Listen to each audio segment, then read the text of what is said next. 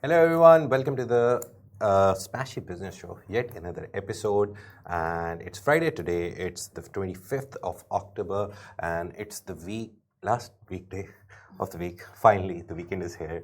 We can relax a little, spend time with family. But the business world doesn't stop, so you can follow us on all our socials for the news of the weekend.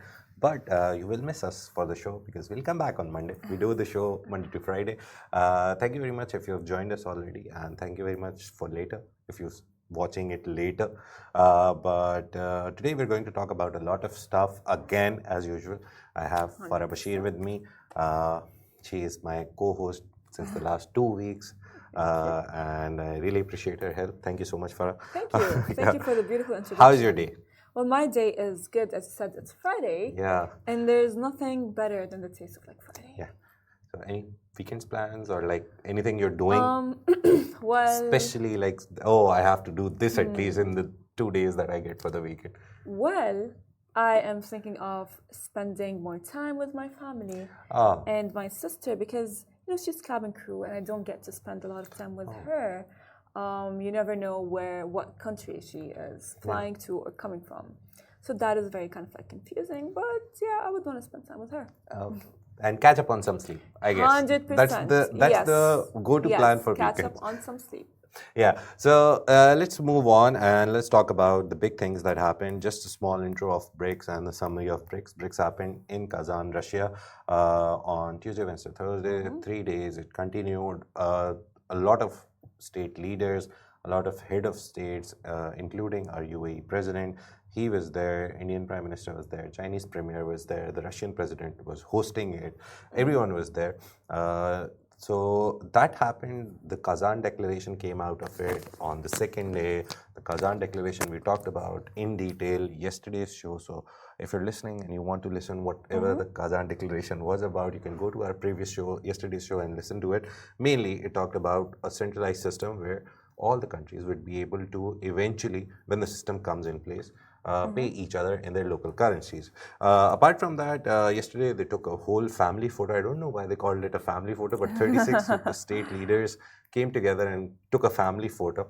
And then later, UN Secretary General was also there. And Antonio Guterres was invited by the BRICS countries.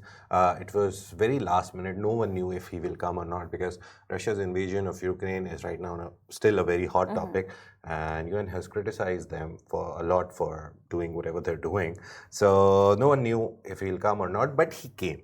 And he said that that we all must live as one big family. And to that, Russian president replied very nicely that this is exactly what we have been.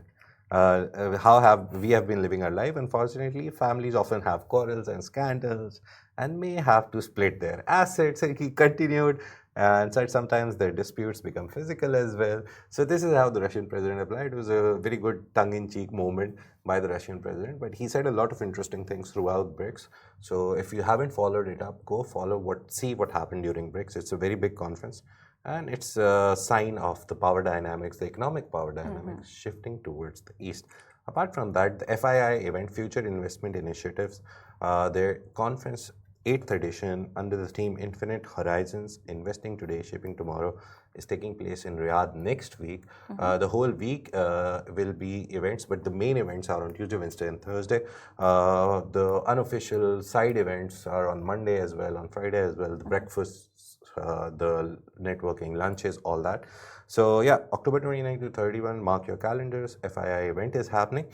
And it's important because recently Richard Attias, who is the member of the board of directors of the FII Institute and the CEO, he said that the total value of international deals to be revealed are nearly 28 billion, which will be revealed at the event. That's a big number. Big number. That is a huge number. Honestly, to be honest with you, speaking of the investment that is actually going to be happening in the conferences and all of that, this is very expected, honestly, for Saudi. This is like, it's only the beginning, I believe, because like we do talk all the time about how it keeps on I would say, showing up in different ways. New projects, new investments, tadawul to OPEC, and the list goes on and on. Yeah, right now you can't ignore Saudi Arabia. Yeah. So apparently the 28 billion will be divided, and the sectors that are going to be covered are food, entertainment, renewable energy, cybersecurity, and sports. So let's see, we'll keep an eye out on it. You can follow our show, you can follow our newsletter, you can follow us on social media to see what's happening at the FII event. The stories today are a little different. They're not very hardcore business based, but they're linked to business. First of all, YouTube, one of the biggest streaming platforms in the world. I guess that is it. YouTube is big. TikTok is gaining popularity. Instagram has its Reels. Facebook has its Reels, but YouTube is YouTube. They've dominated viewer preference in Saudi Arabia and UAE. Recently, an event happened that's called Brandcast by YouTube, and happened in Saudi Arabia. So YouTube revealed new viewer behavior data at the event, and it showed that the top platform in Saudi Arabia, the UAE, and Qatar was YouTube. So they asked, I remember one of the questions that they asked was, if you had the option to choose one platform for the whole year and no other platforms, what will you choose? Nearly more than 70 to 80% of the people, including the Gen Z, the newer generation, they said YouTube. So this is a very big sign for our same question to you. One platform, if you could choose. One platform. I mean, for the whole year, you can't use anything else. The whole year. To be honest with you, I love YouTube. However, I would choose TikTok. Yeah. Because, why? Look, I'll tell you something about Gen Z is that we have a very short attention span. You know what I mean? Like, it's like, if I'm watching but a TV YouTube has shorts show, for that, right? Yeah, but like, I don't know. You don't get the feeling. You don't get the feeling of like TikTok, you know what I mean? Because like TikTok is like, I don't know. I love YouTube. I was a YouTube girly when I was like growing up. But for me, like TikTok, because Gen Z, they are, for example, like if I'm watching a show, I cannot focus on the show if there is not something else that I'm doing on the side, which is like scrolling on TikTok. And if I want, sorry about that, but if I have a question, I go and search it on TikTok. Yeah, that is one of the things that I'm really interested in finding out. I read about it, a few articles here and there, and usually people compare TikTok with Instagram because nearly the same model. TikTok never came out to question YouTube's authority. They came out to question Instagram's authority because Instagram, again, pictures and videos. So the best USP that they marketed and then they built upon was their search feature, actually. Because Instagram search feature, if you've used it, you know, even finding a normal account which is like verified is very difficult. You place one A and E there and it'll be like, no, I don't know what you're talking about. On TikTok, you can be sure that if you're trying to find something and even if you misspell it, you will get somehow to that account or that person or that video. So their search feature is really great. Not me saying, experts saying that. YouTube. I mean, I love YouTube, you know, and of course, like part of YouTube's great popularity is because 85% of the viewers are Saudi viewers, and they feel connected to YouTube creators. And I understand because like most of the YouTube creators are actually Saudi, and they do it in a very beautiful way. And as well, 87% are of the UAE audience, which, by the way, I do agree on that in that aspect. However, like as Farah, as I am like going throughout my day with work and everything, I for sure go towards like TikTok, and as well, I think YouTube is gaining a lot of popularity because of their ads, you know, output that they actually do perform on the videos. If you open a YouTube video, for sure you can. There's like an ad or like a vlog. You know what I mean? Some people do enjoy watching vlogs. Which is not very TikTok-like. However, I don't know. I don't know. I mean, like, I love YouTube. I really do. I used to be a YouTube girly, but yeah. But YouTube is good for long form. It's always been good for long form, and TikTok is now trying to go for long form videos, because now whenever you try to upload a video on TikTok, whenever I'm using it, I don't usually upload a lot, but sometimes when you're uploading it, they give you a notification or something that your videos more than 1 minute are doing better on TikTok, so you should post at that. So TikTok now is questioning YouTube's authority. They're trying to go into their domain as well of long form videos. And let's say it's always a war. It's always a war between social media platforms to get users and get more engagement. But TikTok, I really like the fact that they push your video themselves to some audience and see where it's gaining attraction from. And if it does good in the first 5-6 minutes, it'll give you a boost itself. On Instagram, the algorithm is crazy. You'll do the same video, same time, same everything, perfectly same everything on the same times. It'll be completely different results. So no one has figured out the Instagram algorithm. But coming back to YouTube, so what we saw was that YouTube reaches over 12 million people in Saudi Arabia and 2.5 million in the UAE through connected TV as well, capturing a massive portion of the online audience. Their ads outperform, as Farah said, that if you place an ad on YouTube, according to their study and the Kantar study, Kantar is a research, very simple words, they do research for other brands and they tell you, they do surveys for you. It's a London-based company. So they did a research for YouTube as well. Again, it's not a sponsored survey. They do all the research for you as an outsider, so it's trustable. So Kantar said that the YouTube ads usually outperform ads on other platforms. The conversion rate is better when you put an ad on YouTube. So that's the good part. Good news for YouTube and the MENA region YouTube. So let's move on. That's the main story. YouTube is doing great in Saudi Arabia and UAE across the MENA region.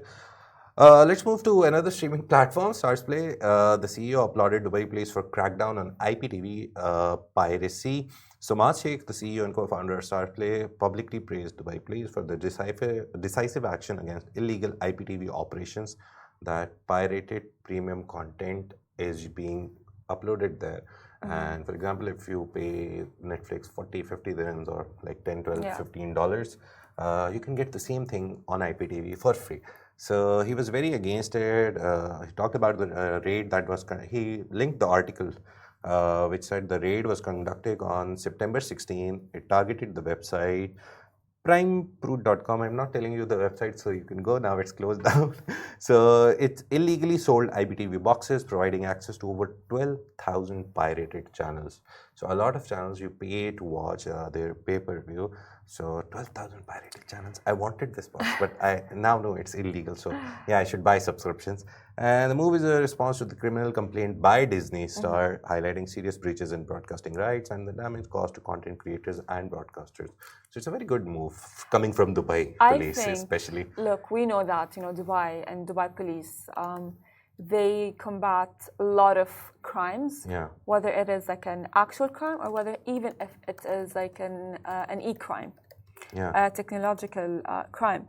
And piracy, maybe people do not really quite understand it, maybe people do not really quite take it seriously, but it's actually a huge big deal because like, they don't understand that let's say like Starzplay, they have a show that is only broadcasted on their channel, and then it's being piracy is being implemented for the show. It's somewhere else for free.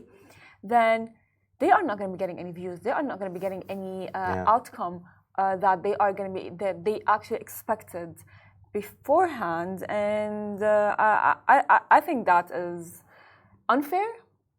You know what I mean? Like because like for sure, like Starzplay, they must have put in a lot of work for the production. You put in getting in the you put in show. Like millions of dollars at 100%. Least for a show, and you expect to get a payout through subscription, through everything, and eventually people are watching it for free, streaming it. For free. I mean, I do understand like the people who go like, oh yeah, I want it for free. What if I don't like it? But maybe like for sure, like there are like some trailers for the shows, you know, that you can tell you like if you're gonna like the show or not. The problem with these pirated sites is that some countries don't have access to certain channels. For example, in Pakistan, Disney Plus is not there. So usually when there was a show coming on Disney Plus, I would have to go and find a source because I can't download the app, I can't watch it, I can't pay, I can't legally watch Disney Plus in Pakistan. So that was a problem. So people in Pakistan go to other places and find that content and watch it. I know it's wrong, but the streaming platforms need to make it a global thing as well, that they can go global, go to every country and give their content and give access to their content. Paid content, no problem. People are ready to pay for it. Spotify came to Pakistan, I remember, like 4 or 5 years ago, and people paid for it. People had the option of YouTube, people had the option of, I remember, SoundCloud. There's a lot of things that they had the option of free listening, but they went and paid for Spotify, and then they got the playlist and everything ready. So people are ready to pay for it, even in underdeveloped and developing nations. You just need to create that demand and go into those markets. So that is like, I think it's that problem as well. So just a few numbers, adding. In US, nearly $51.6 billion billion dollars in economic losses are there annually because of piracy. It's not a small number. I was also like, what? This is exactly what I mean, because like if you want to think about it in that way, is that people do not understand how they are actually affecting the media industry in that way, and how they are affecting those streaming platforms. And it's also a problem for the people who are working in these industries, because once, for example, a movie is out, you spend 1 million, for example, on it, and you don't get returns. Obviously, next time there will be lesser projects because people who are paying the money, 100 million, they want their return. That's true. So if they were using 10 cameramen, they'll now use 5 because they know they have to cut down the budget because piracy will not let them earn enough. So yeah, jobs are also a problem. Out of the nearly, I'll just say nearly 50 billion because it's 51.6 becomes confusing. So 50.6 billion lost economically due to piracy. And in the US, this number is from US, sorry, I couldn't find anything on MENA region, but 29 billion out of this 50 billion is only on video piracy. So there's music piracy, there's a lot of different kinds of piracy that happens. So nearly 30, like a lot of money is being lost, 60% of this 50 billion on only video piracy. Of course, for sure. You know what I mean? It's like, it's one thing to not have the ability to access those things in your country. And it's another thing that you don't want to pay. You know, that, by the way, they're not even that expensive. They're probably like, what, like, I would say 20 dirhams. Yeah, like, for example, I have like 4 or 5 streaming platforms at my home right now because my wife watches a lot of series on different channels. I pay nearly 100 dirham for all of them. Exactly. I mean, for a month. It's nothing. It's just nothing, like one burger is 85 dirham, that 5 guys. So eating one burger and getting a whole subscription for a month for that amount for 5 platforms is good enough, I guess. That is for sure true. And not only that, it's like as well, you know, like by when the Dubai police, they are not only protecting media, but they as well want, like, they want to create like this like environment for content creators and the content creation in general to actually be more innovative in the region. Because like in that, as you said earlier, that if that's going to be continuing to happen, piracy is still there, content creation is going to be a problem, and it's going to go down to like almost another problem. I think again, when I was reading about piracy mainly, was that the cost of subscription has gone up. For example, I pay 100 dirhams, but not everyone can afford 100 dirhams a month. It's not like a universal number that everyone can afford. But Netflix, I remember, Disney Plus, I remember, their subscription fees have doubled since their launch. So if people started with $10, now they're paying $20. And some people don't want that kind of extra money to go away. In the US especially, again, reading more US reports. In the US especially, recently when we talked about boycotts, sorry, another tangent, but somewhat related. When we talked about boycotts and we talked about the losses that the global empires of McDonald's, KFC's, Pizza Huts, all these big brands were facing, one of the reasons was boycott, but there was always another reason attached to it. That was the purchasing power of the people in the US. And in the MENA region, it's mostly like 90% boycott related losses. But in the US and in the major developed countries, Europe, etc., the purchasing power of the people has gone down. That is why they couldn't afford those brands like McDonald's and KFC's and all the fast food big chains. that is why they were not buying enough. So purchasing power is another factor that these streaming platforms need to cater to. Yeah. And Piracy, by the way, is like boycotting. Yeah, it's like boycotting. You want to watch the show, but you don't want to pay. You want to watch the show, but you don't want to pay. Yeah. And therefore, you're not going to be allowing the creative industry to actually grow because you're not paying. So how will they? Because you think the brand that is associated with the piece of content that you want to watch is basically supporting any genocide or doing something wrong in the world. There can be ethical reasons, moral reasons. There can be hundreds of political reasons. But yeah, there. Good discussion that there can be 1 million reasons for people, not only that they want free stuff, it can be they don't have the purchasing power, it can be that it's not available in their region, so they're stealing it from some website. So it's not just the reason that people want it for free. Good debunking. So yeah, that happened. A little more on the news coming back to Starzplay. IPTV piracy is a major issue globally, costing economies thousands of jobs and billions in revenue. As we talked about, only US is facing like 50 billion annual loss, $50 billion, not dirhams.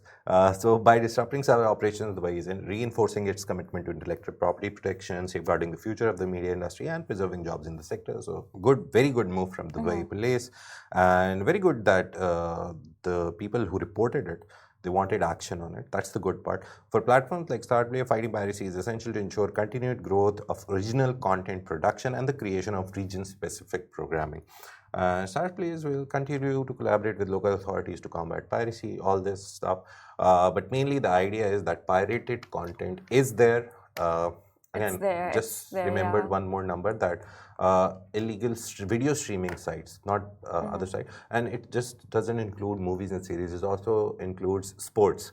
So again, giving an example from my country, Pakistan, or the region as well, some of the MMA matches were not streamed live. There was no pay-per-view system there, so you had to go and find a stream where you can watch it. So a lot of people who I knew were fans of MMA, never was a fan, but a lot of people who were a fan, they would have to find a streaming site. It has a lot of ads. It's a task, it's chaotic. Just to stream that. It is. But people wanted access to this, and they didn't have legal ways, so they did that. It's not like we're endorsing it. It's completely wrong. It's very wrong to the economy, to the producers, to everyone. But sometimes people don't have an option, and we're not justifying it. They should, again, find legal ways. Maybe watch it on recap somewhere, or maybe watch the highlights on the official pages. But the streaming platforms need to increase their accessibility as well. Dubai, let's talk about Dubai more, has unveiled Ignyte, which is a platform, a digital platform aimed at accelerating the growth of over 100,000 startups and entrepreneurs. The platform was unveiled by His Highness Sheikh Hamdan bin Mohammed, the Crown Prince of Dubai, and it is developed by the Dubai International Financial Center as a part of the Dubai Digital Economy Strategy. Ignyte aims to connect founders to a global network of investors, mentors, and government partners, offering exclusive perks and resources to help them thrive. I think honestly that is amazing, because like the importance of Ignyte, it's not only going to support startups, it will support startups, it will attract talent, and as well it will support Dubai's economic growth, because we know that the UAE not only has a vision for 2030, but as well it has a digital economy vision for 2032. And this will all align together to improve the startup growth, the technological advancements, and as well attracting more talent, because they're expecting to draw in 5,000 venture capitalists, and as well 5,000 vetted mentors and 500 corporate and governmental partners. So yeah, if you're part of that this platform, you can gain access to all these people: 5,000 venture capitalists, 5,000 vetted mentors, and 500 corporate and government partners. Pitch your idea maybe and get access. So it's a very good networking opportunity, and by providing perks, all these perks, Ignyte aims to save startups over $100 million. So it's a good move. Let's see how it goes about. Dubai has 1 million things going on for startups. I remember there's a visa for gamers. There's like 100 things that they're going on. Because again, I remember that number. I have always quoted this number. there's like 90% of the companies in Dubai are SMEs, small and medium enterprises, less than 20 people in their staff. So those companies are the main people who run Dubai. We talk about a lot of big companies and everything, but SMEs are the heart of Dubai's economics. And these startups are part of SMEs. Eventually, they grow up to become SMEs or are SMEs in essence. So these getting help for them through different initiatives is the best thing Dubai is doing for everyone in Dubai. Especially. Yes, and as mentioned earlier, like it will all support the economy because, like like right now, these small startups are getting a lot of recognition and attention. Right now, and we have seen that as well through JITEX the past week. Thank you very much. We discussed a lot of things. If you want to listen to anything, if you missed anything, if you've joined us in the middle, just go to our YouTube, go in the live section, or go to the Smashy TV app, subscribe, and get access to all the shows that we do from Monday to Friday every week. Saturday and Sunday we won't be there, but obviously we'll come back on Monday and give you the news of the weekend. Thank you very much for joining us. Follow us on all our socials, Smashy business. Just type that and you'll find it. Instagram will cause problems, always causes problems, but TikTok won't. So yeah, go find Smashy Business, follow us, get updates from the business world, entrepreneur world, startup world, everything on your phone, on your desktop, whatever device you prefer, and keep updated with the MENA's latest news. Thank you very much for joining us. We've launched a WhatsApp channel. We'll put it on all our socials as well, so you can join that WhatsApp channel soon. Thank you very much. After this, at 11, we have a Smashy Sports Show. So watch that if you're interested in sports as well. Thank you very much. This is the Smashy Business Show, part of the Smashy Business production, which is part of the larger Augustus Media Podcast Network. We have 1.3 million listeners. I was waiting for that. I will always tell you. We have 1.3 million listeners monthly. If you're a part of that, thank you very much for listening to us. Take care. Have a great weekend. Bye-bye.